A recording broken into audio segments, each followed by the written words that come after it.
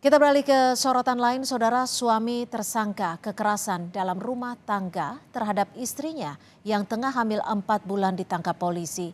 Di depan polisi dan wartawan, tersangka meminta maaf melakukan KDRT karena hilaf.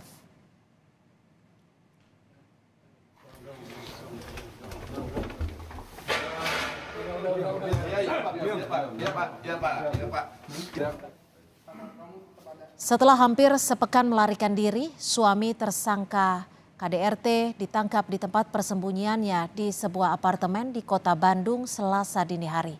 Tersangka Budianto tak berkutik saat ditangkap polisi di tempat persembunyiannya ini. Di hadapan polisi, pelaku mengakui semua perbuatannya dan meminta maaf karena hilaf. Saya Budianto Jauhari. Saya mengakui saya bersalah melakukan KDRT, memukuli istri saya. Saya mohon maaf sebesar-besarnya karena telah menjadi viral dikarenakan saya hilaf.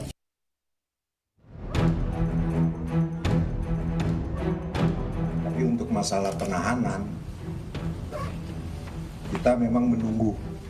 Apabila itu visumnya keluar itu luka berat, kita harus tahan. Jadi ini pertimbangan penyidik. Makanya sekali lagi saya mohon maaf. Setelah sempat disorot publik dalam penanganan kasus suami aniaya istrinya yang sedang hamil, Kapolres Tangerang Selatan meminta maaf kepada publik atas ketidakpekaan penyidik dalam menangani kasus KDRT ini. Permintaan maaf tersebut disampaikan setelah polisi menangkap tersangka Budianto Jauhari di sebuah apartemen di Kota Bandung, Jawa Barat setelah hampir sepekan melarikan diri. Di hadapan wartawan dan polisi, tersangka mengakui mengancam korban dan keluarganya. Bukan lancang, bukan sok jagoan. Pasti gue satu keluarga, satu persatu gue. Pelaku KDRT juga belakangan diketahui positif menggunakan jenis sabu. Namun tersangka Budianto Jauhari membantahnya. Saya mengancam